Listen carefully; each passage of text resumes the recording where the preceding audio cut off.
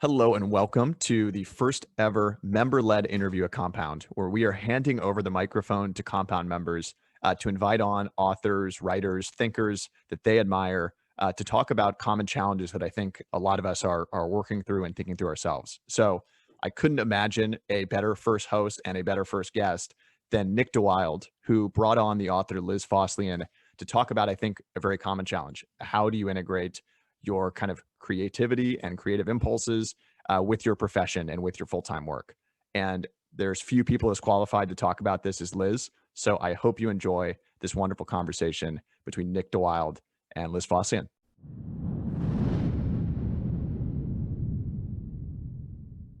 How do you balance the desire to create content and say things that you actually believe and care about, and what the LinkedIn, Twitter, Instagram algorithm rewards? Yeah, so my metric for it is I will never put something up that I fundamentally disagree with. But I have posted things that I know will do well and that I felt at one point in my life, but don't necessarily feel in that moment. So an example of that is maybe I can explain how I see the different social media platforms. So I think a lot about having a portfolio of your work. And a lot of this again is illustration, but there's writing that complements the illustration.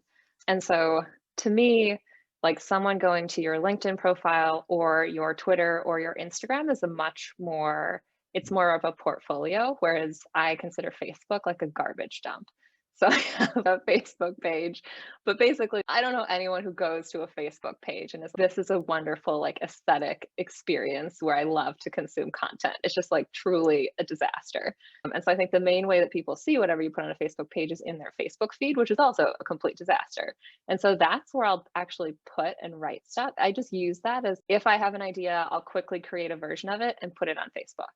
And then I can see this is doing well, or some people are engaging with this more than other things. And if it does relatively well on Facebook, then it goes to Twitter. And if it does relatively well on Twitter, then it goes to LinkedIn and Instagram. So to me, LinkedIn and Instagram are at the highest piece of the food chain of social media. Again, because if you think about someone going to your Instagram profile, it is a really nice way to consume that content.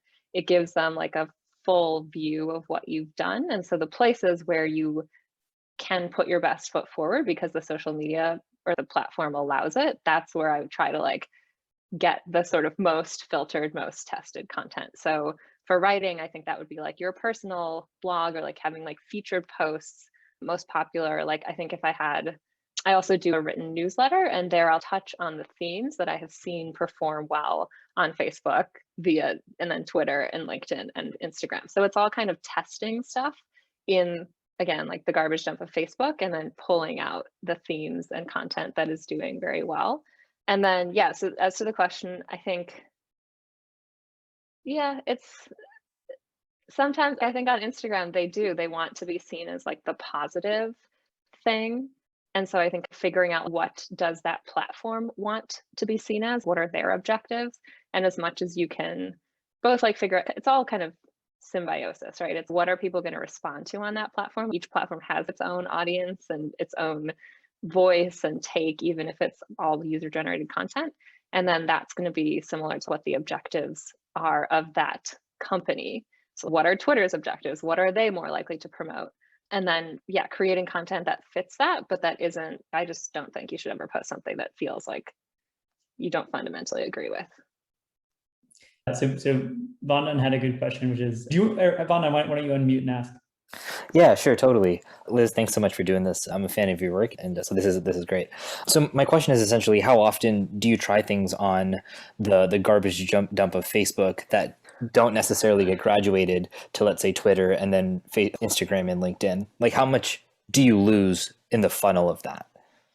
Yeah, probably lose from Facebook to Twitter. I probably lose 25%. So 75% of what I put on Facebook goes to Twitter, and then to LinkedIn and Instagram, I probably push 50% of what I put on Twitter. Yeah, there is some stuff that's lost. It's also dependent on if I'm just really busy one week and I still know I want to post something, then I'll just pull out one of the things that didn't do as well and take the hit for consistency. But what I'll also say in terms of experimentation is, and I know this is the opposite of every marketing piece of advice, which is you need consistency, you need cadence, you need frequency, people need to expect when to hear from you. And I just don't do any of that. Like, I just don't have the self-control. Like, I'll come up with an idea, I'll create a version of it and be like, I need to have it out there now. I just like need that validation immediately. And I've actually found that works like really well with Facebook. So that's where I just like have that. I'm just like, I'm putting everything here. And then I have a little more self-control when it comes to Instagram and LinkedIn. But I think it is like a valuable lesson to have some kind of outlet where if you have that idea, just like create a version of it. You can always delete it later. You can always archive it. But I think especially with writing, like too often people try to perfect it and sit on it. And in my experience, both with illustration and with writing, I've just been proven time over time again that like I actually don't know what people respond to.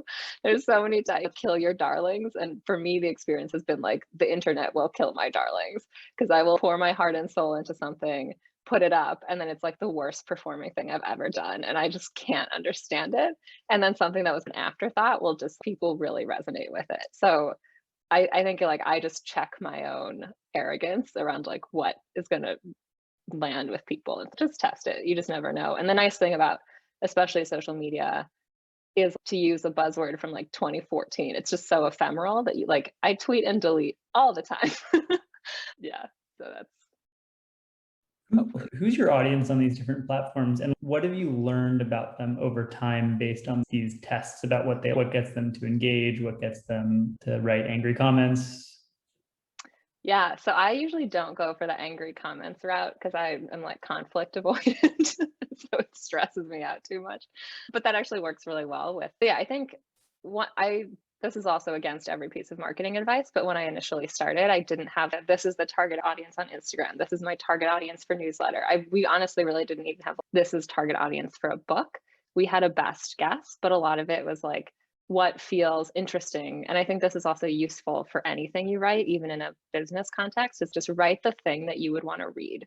And that's not to say if you're into like some super esoteric, like busting dust bunnies in the corner of the kitchen, like it might not go viral, but whatever the topic is, write the thing that would be most interesting to you. And then what I found is as I started to build an audience, and I can talk through like specific tactics for that, then I was able to better figure out, okay, who's actually on this and what is resonating.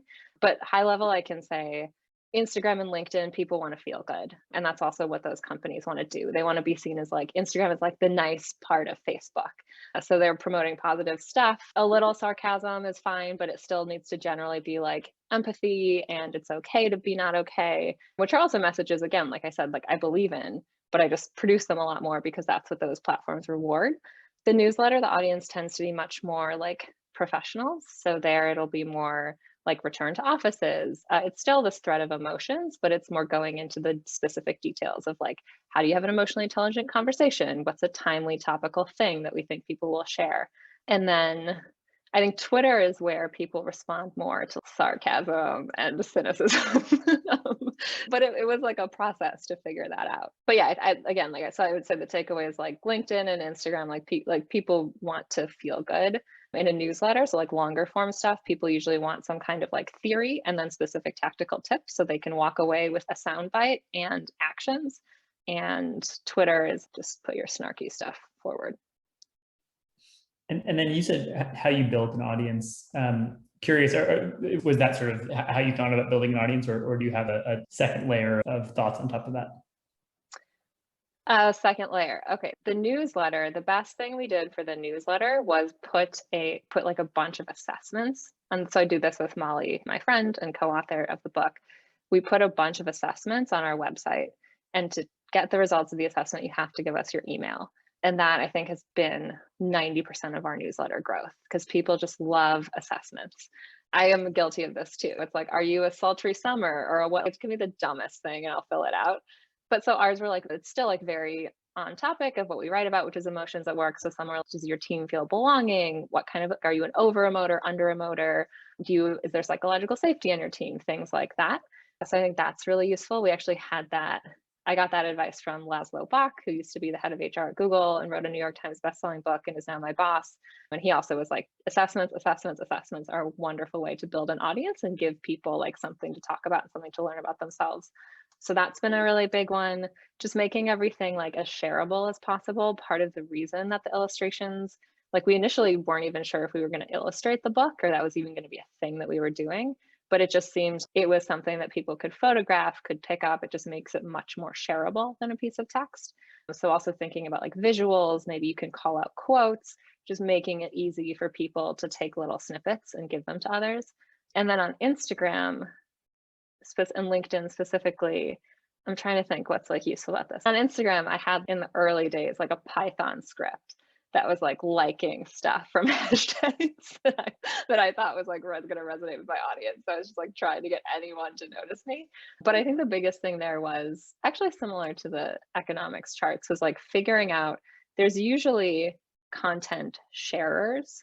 And these people are like, I simultaneously hate them and love them because they have enormous audiences. They don't produce anything themselves. It's like Reddit. Like Reddit doesn't produce anything. They just are an amazing platform for people's work to get featured. And so if you can identify those people on different platforms and somehow get them to notice your work, whether that's DMing them or reaching out to them or tagging them, I found that to be really useful. So for a specific example, on LinkedIn, I think somehow I got like Adam Grant to notice one of my illustrations because he sometimes will share that kind of thing. And then he shared it, and then that led to a big boost. On Instagram, Ava Chen, it has 1 million followers. She's their head of fashion, but it's also her job to kind of surface interesting people on Instagram and get them an audience because everyone's just good for everyone. And so I was like tagging her in a bunch of illustrations that I thought that she would like. And then finally she shared one on an Instagram story, and I think I got like 3,000 followers from that. So yeah, I think leveraging other people's platforms, even if it's annoying that they don't produce their own content. So I'm curious, when it comes to Humu, it sounds like Laszlo has built an audience of his own. He's a supporter of yours. How do they think about your audience? Do you feel like, are those two things totally separate? Are you at all a marketing channel for Humu to get their content and ideas out? You create their content, so you probably have some incentive to get it out. How do you balance those things with, especially in places like LinkedIn, where like it's hard to have a pseudonymous avatar, unlike Twitter? Mm-hmm. Yeah, I honestly don't think that we've done an excellent job of it. Like, I think there's probably more opportunities that we could be leveraging. And it's also, I think it's hard. Like if you have a personal thing, you don't really want it to be entirely subsumed by the company you work for, but you also don't want them to be completely distinct, separate things, because that just makes your life infinitely hard because suddenly you're basically working 2 jobs. So I think generally the attitude that I've taken and that Laszlo has been really supportive of is what's good for me is good for Humu, what's good for Humu is good for me. And so I also distinguish between, so one example is I've had a couple pieces in HBR, and a question there is sometimes, should this be a Liz and Molly piece that we pitch? Or should this be like a Liz and Laszlo piece? Or should I just help Laszlo write a piece?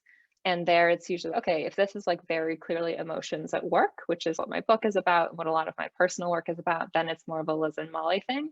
Whereas if it's a bigger idea that seems to support Humu and be more in line with what Humu is doing, then it'll go more as the Humu angle. But it really is, I work at Humu. I think anytime that something good happens to me, it's good for the company. And the other thing I'll say is it's still very related. Like the two are not, emotions at work and making work better, is the overlap is enormous. And I think this is also the biggest lesson that I've taken from content marketing, which is you should just never be creating new content all the time. There should always be some kind of like big seminal thing.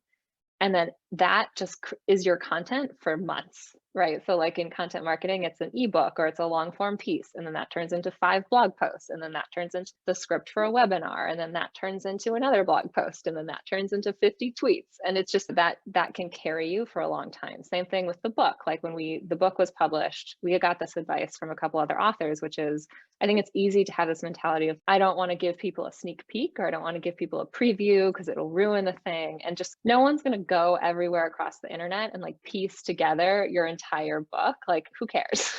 I think like even super successful authors, no one's doing that. Like maybe Harry Potter when it like the 7th book came out or whatever. But so yeah, our book we've chunked into like newsletters. All of that is essentially just a little rewritten part of the book. Articles, everything is flowed from stuff that we've already written. Okay, so you write at work, you write at home, you write a lot. How do you balance those things? How do you keep up the energy to write at home when you've been creating content all day at work, and then vice versa? Yeah, so I also want you to answer this question after I'm done because I'm super curious for your answer. I think one is there anyone around here? I don't know. I have so many gadgets because of carpal tunnel. Like I have this very ergonomic mouse. I have all these crazy like arm roller things. So if you ever have wrist pain, email me because I have a long list of recommendations for what to do. I don't know if I balance it very well, but it's like what I said. I think one is the thing that you would find fun to read. There's nothing worse than writing business jargon stuff that you don't believe in. It's just like pulling teeth. It's the most heinous experience. And so even if you're writing about the future of work and reskilling and upskilling or something that's like very topical and very buzzy, like just make it yours or like make it fun. And that just makes the process really enjoyable. And then the other thing is, I think it comes down to this chunking thing, which is as much as you can, pick a theme, pick a topic, and then do like iterations on that. So again, with emotions at work. So at Humu, one of the things I help do is oversee the creation of nudges that we send to people, which are like really short emails or Slack messages with a tactical tip that they can take to make work better. So it'll be like to give great feedback, make it specific and actionable. In your next one-on-one, say like, here's one thing that you could do differently. And that's sometimes I'll think about that and that'll turn into an illustration and that might turn into like the subject of a newsletter for a Liz and Molly thing. And then the response that I get from that, I'll take back to Humu and will inform like other nudges that I write. So like as much as you can take content from one thing and then spread it to everything else you're working on, it reduces your workload. So again, like you should never be like creating 15 different things at one point. I think you're just like not really optimizing your time. And yes, now I'm going to turn it back on to you, Nick. Man, I feel like I don't have a good way to get around hard.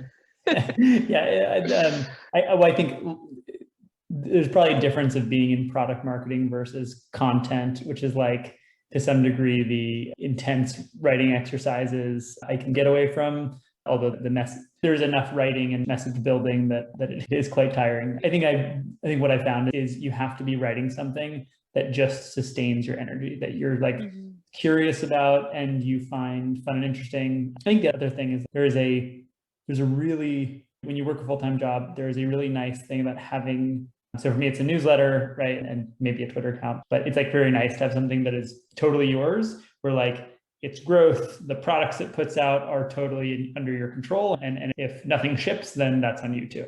And that I find that's sort of a different kind of energy where whenever there's the random politics of every office, like you can feel like you're going home to something that just, completely is yours. Yeah, totally. Oh, one other thing I'll add is that I struggled with in the beginning of being in like a content role is really letting go of my ego a little bit. Maybe it wasn't ego, but it was just like, I really love to write. And so at work, it was hard for me to move away from writing the nudges and writing everything and move more into a role where I'm like this putting together the strategy and then editing stuff, but also being more comfortable with, I don't need to be writing all of this. You can still be a good writer and have that identity and be like editing or be directing the ship. I think sometimes for creators, it's hard actually to step back a little from being the one who's creating the thing. Totally. That is a very hard thing. And especially when you create something and then you get weird feedback on it and you're like, I'm the creative person. There's plenty of weirdness there. Caroline, you had a good question that I'd love to have you unmute and ask. Yeah, I love your work. I love Humu and Laszlo's book. Like, I'm really interested in all those things. I've been following it for a while. So you said that you've been writing since around 2012. I started writing early, around 2014. And from my experience, there's been a couple of evolutions where I either elevated my craft and am completely different. So the platform that I was on almost needed to change its identity. So the result of that is I kept hopping different platforms. Now I'm on Medium for my long form, but I was wondering, like, how was your experience as you evolved your craft, and how did you create like a home for people to find all of your work? Yeah, that's a great question. So I think it still is important to have your like thing.com essentially, which is the home base for you, so that you can do things like link to your Medium, link to your Twitter, link to all the different places you are. And then I would also, I think it makes total sense that like you evolve and move to different platforms also as audiences shift and as like potential reach grows. Yeah, I would say having that one place, making sure that all of it like links to each other. So for example, like on LinkedIn and Instagram and Twitter and my website, like there's always links to get to everything else. So nothing is in a silo. And then to me, the biggest thing has just been like, where do I invest my time? So also figuring out like, what is the best platform for you? So if that's Medium, really like I think it is important also to pick one thing that's going to be like where for maybe it's just 6 months or for a year, you're going to invest your energy. So if it's Medium, really digging into that audience, digging into the metrics, figuring out like what kind of content will resonate with people, like how can I adjust what I already have, and then making sure to keep linking to it from other places, but being like, this is at least for, again, the next 6 months where I'm going to focus a lot of my energy and where I'm primarily going to be updating things. So I think I started with writing, it was like the newsletter, and with illustrations, it was Instagram. And then I've branched out into other places since then, but it was like, okay, I need to actually limit myself to doing these two things, because if I'm trying to do everything, it's just not going to work as well. The difficulty is like finding, because you as a person are really creative, and having that segment into different forms is almost like, am I mixing up my message, or am I focused on this topic? What if I am passionate about this topic and I want to do one-off? And it's like, how do you, like the complexity of you can quickly create like a complex message, therefore affecting how your audience understands you.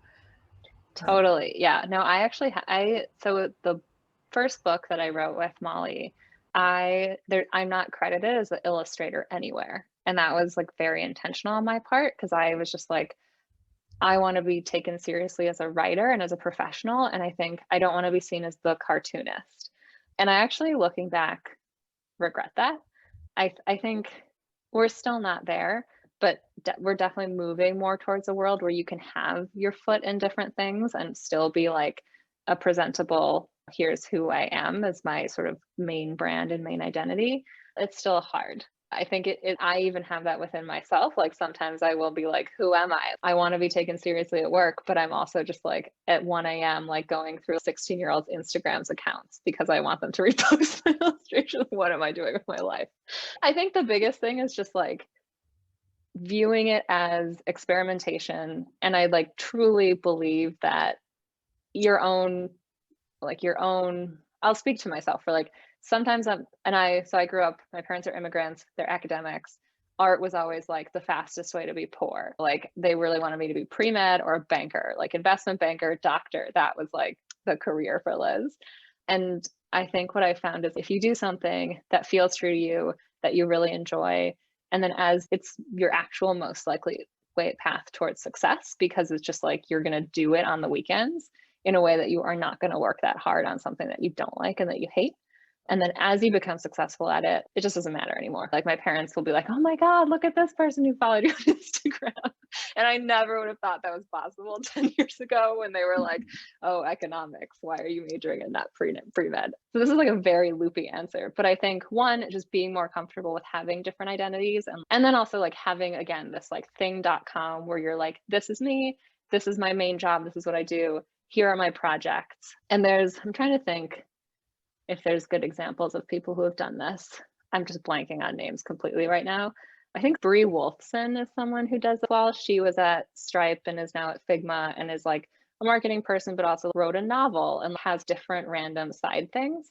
So she's a cool person to look to as like, how do you still present as this like very successful person in tech who has a bunch of other creative stuff? Yeah, so I think like the thing.com where you tie it all together. And then the other thing is there usually is a theme in everything you do, and being able to articulate that theme is really useful. So you're probably never going to find a job title. I don't feel like a content marketer. I don't feel like a cartoonist. I don't even know if I feel like an author, but having the theme of I just help people like embrace their emotions and use them effectively. Like everything I do serves that goal. And I also think that's more where we're moving towards as a workforce, and is just what is the thing that you do as opposed to what is your specific title. I think there's so many titles at Humu that didn't exist 5 years ago. So I think if you can articulate like what the core thing that you do in the world is, that's really valuable. Yeah, that's really helpful. Thank you, Liz. I'm curious what about the process of writing a book, your goals with it. Obviously, you have a co-author, but I think it's okay to announce that you're writing a second one. I think maybe you said that. Yeah. And so I'm just curious, why books? Why not just stick to virtual mediums? Yeah, I think the reach of virtual mediums is actually potentially way bigger than a book. So a couple of things. I think the one downside to virtual mediums is that you like never have a physical thing that you can hold in your hand and be like, this is what I made, and it just feels real. Like I think I like Instagram is where I've grown the biggest audience, and there it still just feels like so abstract to me. It's just I just post something and then there's like numbers that come at me in comments, but it's not, it just still feels like this weird nebulous thing as opposed to a book. As the book is on my desk, I did it, I did the thing. So I think that's a big motivation, is like having some kind of physical portfolio. And then it's also, for better or for worse, I think it's like a little stamp of prestige, right? Like especially if you are with a big publisher, it still opens doors for speaking gigs. But I think that's the biggest benefit of it, is that just that it gives you a little more heft to your emails to be like, I'm writing this book. I think it opens more doors for if you want to interview really cool people, because you don't really have to justify, I have this many downloads or I have this many viewers. It's just, I'm writing a book for this publisher. And that kind of becomes the thing that makes people respond to you a little faster. But I think honestly the bigger opportunity is like virtual media, because your audience can just grow so much faster. So and the book is like a very slow process. Are you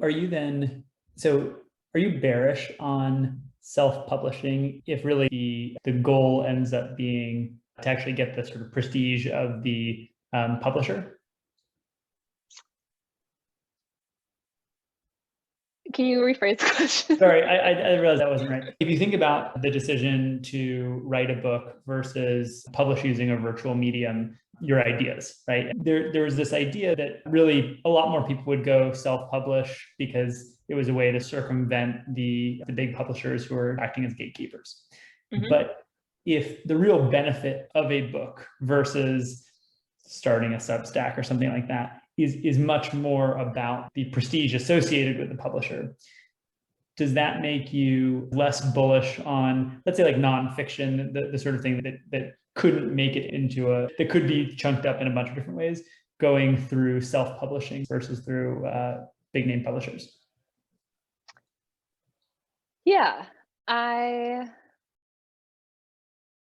I think that, again, for better or for worse, I think that stamp of prestige is still really valuable. But I think there's a couple of things about a book that it forces you to do that self-publishing often doesn't force you to do, that are really valuable. And so one is, again, this thing of, if you write 200 pages on something, you have to pick a thing.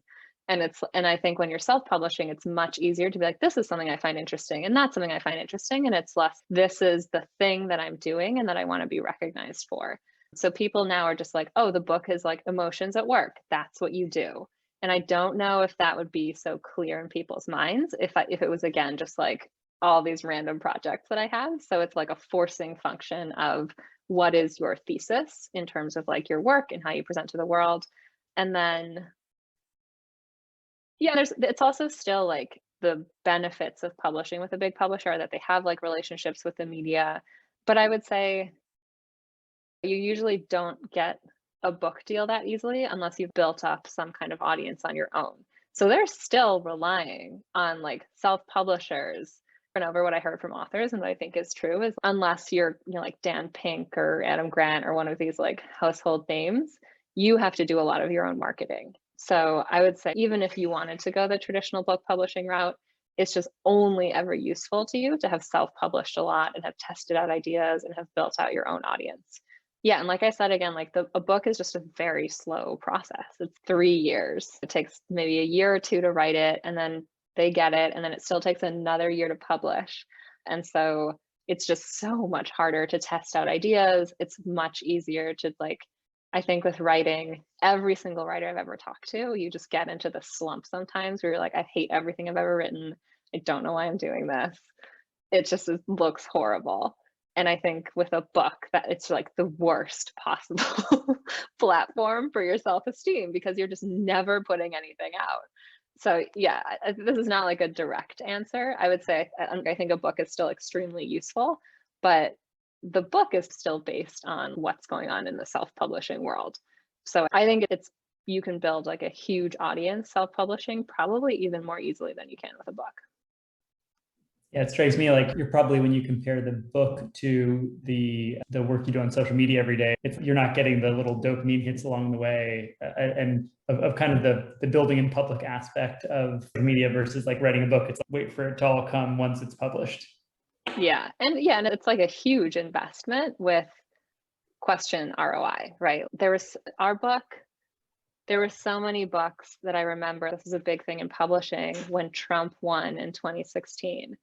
So many books just massively underperformed because no one expected that to happen. And then for months, no one cared. It was like, I don't care about psychological safety in my team. It's like, what's happening in the world? And stuff like that is just, you can't predict. And so I think a book is just also like much more, because of the time to market, it's a lot more unstable in terms of payoff. Sarah, you have your hand up. I think you have your hand up. Yes, I do. Sorry. Thank you, Liz. It's really great to hear from you. I'm a huge fan. I've linked to lots of your content over the years. So thank you for all of that. It's wonderful. I'm just curious, as someone who's followed your career and stuff and seeing the footprint that you do have, I'm curious to think about, to wonder, like, you are in both of these worlds, right? Where you have the full-time job and content, you're building an audience as a creator. Do you intend to take the creator part full-time, or do you still feel like you want to stay in the question right now in the creator? There's this whole creator economy rising up and stuff like that. So I just feel like it's timely, and I can see why you'd want to do both, but it also just seems like that's really hard.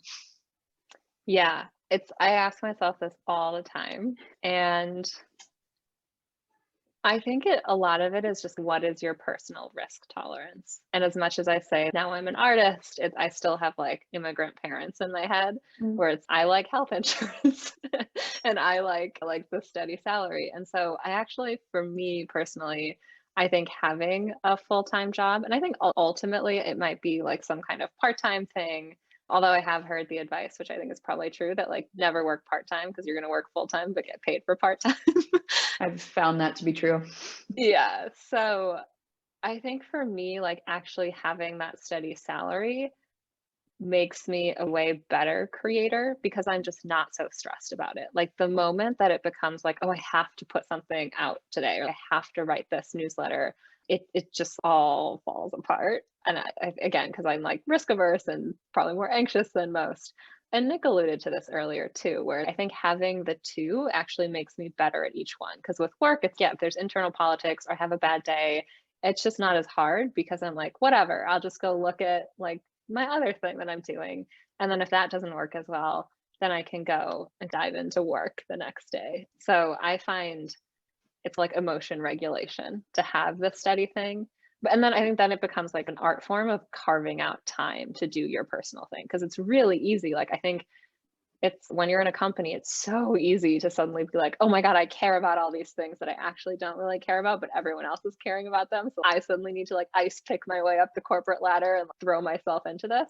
And so reminding yourself, like, you're also making a choice to not devote 100% of your time to either thing. And that's okay. Like my choice is to do everything 80% and also realize that there's probably limitations that come with that. Thank you. Mm-hmm. Yeah, I can say that as someone who also writes about work and career stuff, the idea of not having a full-time normal career and advising people about careers felt just like a weird concept. And I imagine that I agree with. if someone writes at work, you probably feel similar. Yeah, for sure. Give us a sense of what your schedule is. What do you like? What does a week in the life of Liz actually look like? I think I'm like a horribly boring person. Like I saw this question yesterday and I was just like, what did I do last week? And I want to say that pre-COVID and post-COVID are very different, but they're not that different for me. I imagine you feel your routine is boring, but because no one else here knows it, what are the things that you do every day? What are the things you do every week? Do you have any sort of habits, routines that have been useful for you balancing writing a book and holding a crazy full-time job? Yes. So my routines are not boring, but my life is boring because I love routines so much and my routines are insane. So the same breakfast for 10 years, same breakfast every day. If I travel, so I eat like a Luna bar and I crumple that up into non-fat plain Greek yogurt and I put a scoop of peanut butter in it and have that with a cup of coffee. And if I travel, I will pack Luna bars just in case I can't access them, because it just brings me like so much comfort to know I don't have to think about it. I can just get up, do this thing. It's amazing every single time. And then I can just focus on work right away because morning is my most productive time. And once I actually was going through security at the airport and I had 20 Luna bars lined up in my carry-on bag. And the security guard took me to the side because I guess it looked like explosives on the screens. And as he was opening, he's like, "You're not carrying explosives." And I was like, "No, it's much weirder." And then I told him about my breakfast routine. But so I think, yeah, for me, I eat breakfast. I love eating lunch and dinner at the same time. And it is that like weird thing of, I just don't have to think about it. Like, I don't know, it seems like so hard to wake up every morning and be like, what am I having for breakfast today? I just have automated that basically. I like, no matter what, make time for doing 50 minutes on the elliptical. When COVID hit, I bought myself an elliptical because I was like, I just need this. This is worth the investment. And it's the best thing I've ever bought for myself in my life. So I think whatever physical activity, and I started doing that so religiously because I really, and like everyone says this, but I really noticed like bad days were just days that I hadn't been outside or hadn't done any physical exercise. And so I've started to see that as this is actually a really crucial part of my productivity. Like stepping away from my computer and not answering emails to do this is not, it's like good for the company and good for my job. It's not me taking time aside. And then other things are like just doing stuff. So like on the weekends, I'll sometimes not feel motivated or I'll have no ideas and I'll be like, I don't have to do anything more, but like for 15 minutes, I'm just going to think of stuff to write about or think of some kind of illustration idea. And if it sucks, I can stop and I won't beat myself up. But usually like I'll just keep going and it feels good.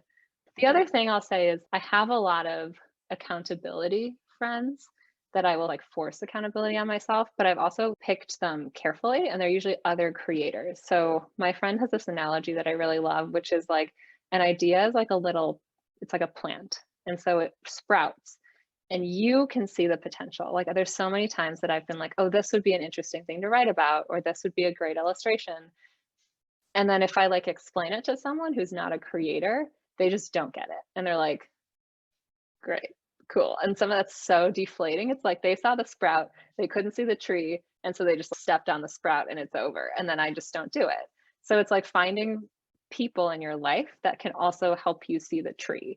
And so when you go to them and say, look at this little sprout, they're just like, so cool. I love it. Turn that into a tree. And yeah, I have one friend in particular who I will say things like, I have this little idea. Here's the basic thing about it. And I'm going to send you more about it on Friday. And she doesn't care if I send it to her on Friday or not. It doesn't really matter, but just like knowing it's like a commitment device. Love it. And where do your best creative ideas come from? Reddit. Obsessed with Reddit. I think the best creative ideas come from like the collective chaos of the internet. Like I love memes. My dream is to be a meme. Reddit, Twitter, I think like just consuming a ton of stuff. You just really never know. Love it. I'm curious, like the I think one of the weird, hard things about being a creator and spending time on some of these social platforms is like you get maximally pulled in by them, right? Like it's one thing to be a reader of Twitter or Reddit or even LinkedIn or Instagram. It's another thing to be a creator on it who's checking it consistently to see how is my stuff doing compared to what I thought it would do. How have you balanced the pull of those platforms, or do you feel like you have good ways to do that? And I'm asking for a friend being me, but I want to hear if you figured anything else out too. I'll try to do this quick. So the first one is, this is my personal advice. It could be totally wrong for everyone else, but do not work at the platform that you love and create content on. Because I used to work at Rap Genius, which turned into Genius, which is music, lyrics, annotation, and it was just like too much.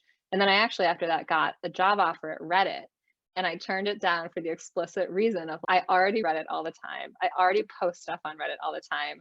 I cannot also work at Reddit. Like, I will lose my mind completely. And I think that's also like the keeping your creator life a little separate from your professional life is just putting constraints on it in order to continue to love it and not hate it. So like for Instagram is like the worst for me, where I'll just get so sucked into checking it all the time. And so I haven't figured it out. I basically have a pendulum swing where I'll just be like so addicted that I'm miserable. And then I do the digital detox for a weekend where I'm like, take my phone. I cannot look at Instagram this weekend. And they'll be like, I feel good again. I can engage with this platform. And then I'll slowly swing back to like super addicted. So yeah, I'm curious what you figured out, Nick, because I don't think I have an answer. I don't know. It's weird. There's a couple layers of it, right? There's the layer of like just gamification, right? That like all of these platforms have mastered, that gets in your head when you launch something. And then there's the second layer that it's social status gamification, that like all these people, all these little hearts they're people that you might know, or there's something about them. And so I think it's really powerful. And my like pet theory is that a lot of the weirdness happening in the world is it's not actually so much that people's brains are being poisoned by bad information. It's that their heads are being poisoned by like status addiction.